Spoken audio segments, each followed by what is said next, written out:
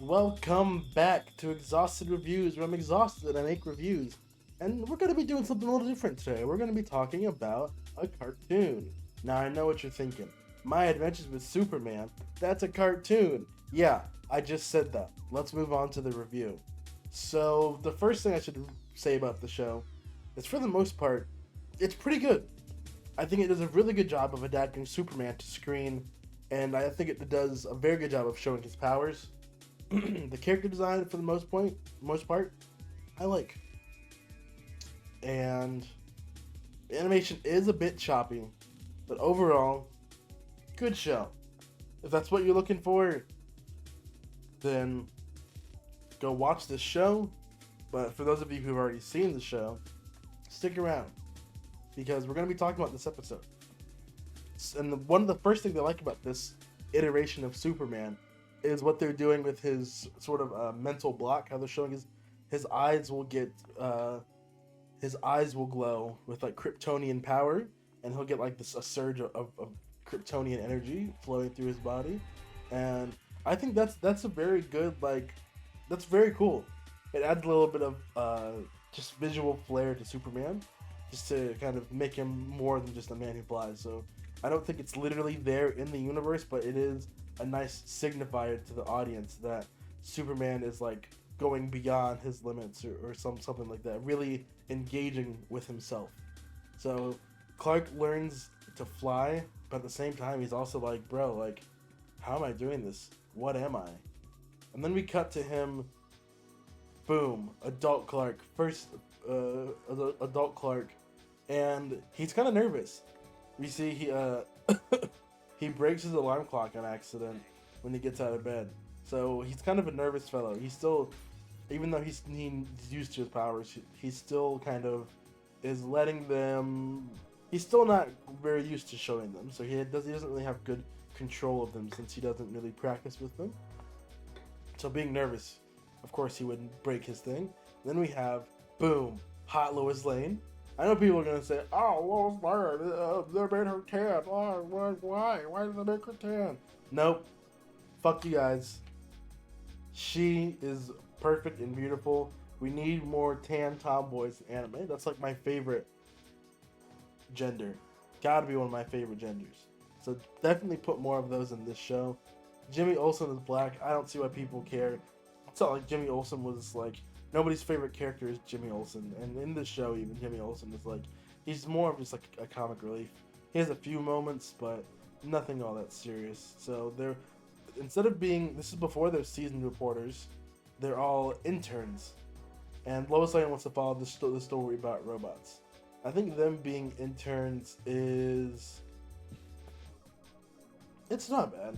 I know they're still in their early career. I always thought Lois Lane was a bit more of an established reporter than Clark Kent, but in this iteration, she is still an intern like them. So it still puts them around the same age range, I guess.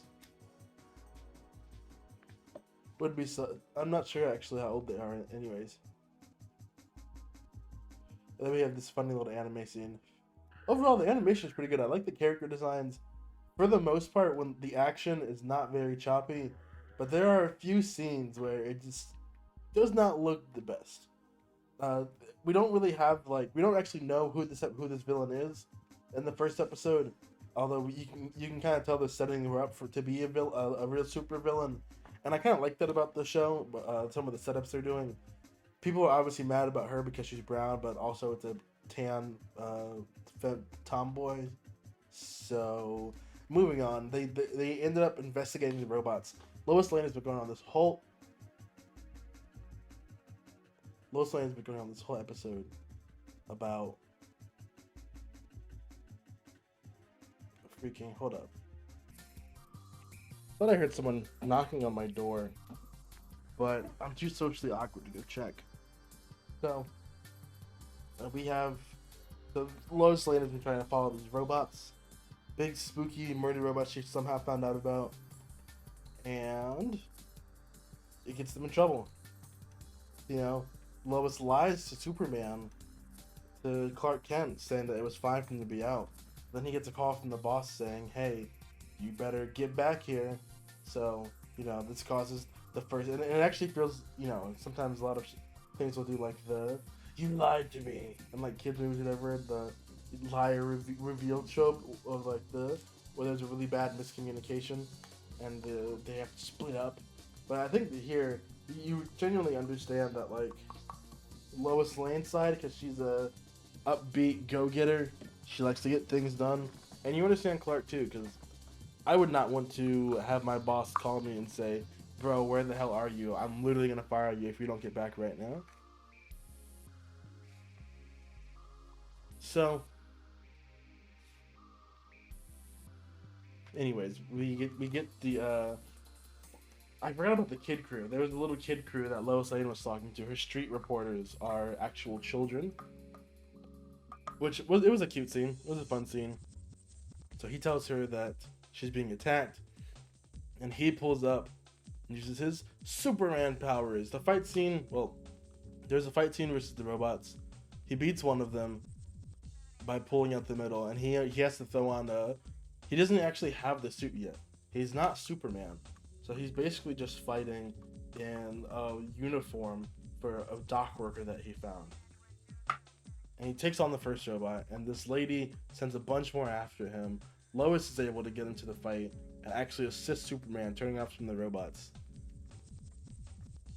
Overall, the show is pretty good. The animation here, yes, they are using CG robots, but I've seen enough anime, and honestly, they don't look that horrible, so it's not bad. And then here again, we see another, the scene right here. I've seen people online shitting on this movie, on this scene, and they are honestly just brain dead. Super speed is always depicted like this. He's literally moving like faster than the speed of light or something like that. Like the friction would be immeasurable, so of course it's going to be static.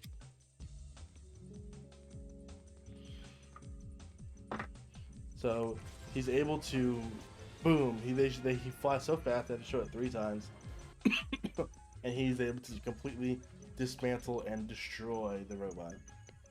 Very good first episode. You know, he runs back safe and sound. She gives him that look, you know, look, and you know, but thankfully, all the pictures were blurry, so they weren't able to use it. And I think this series actually aired with 2 episodes to start with. I know I didn't miss an episode, but the second episode is, you know, for the most part,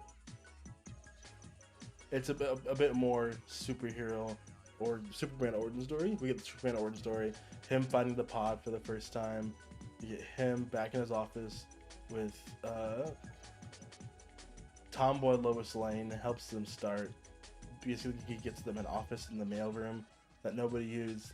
This is the only picture, real picture they have of Superman is this the jacket, and I think there's a picture somewhere in here. So Lois Lane is very much like, don't you want to know who saved your life? Wouldn't you want to know? So Superman kind of decides, you know, I've already exposed myself. Not like that. I've already shown myself to the city. Let me go and find out who I really am. So he goes back home, and he ends up meeting his father, which also, there was a nice detail in this scene.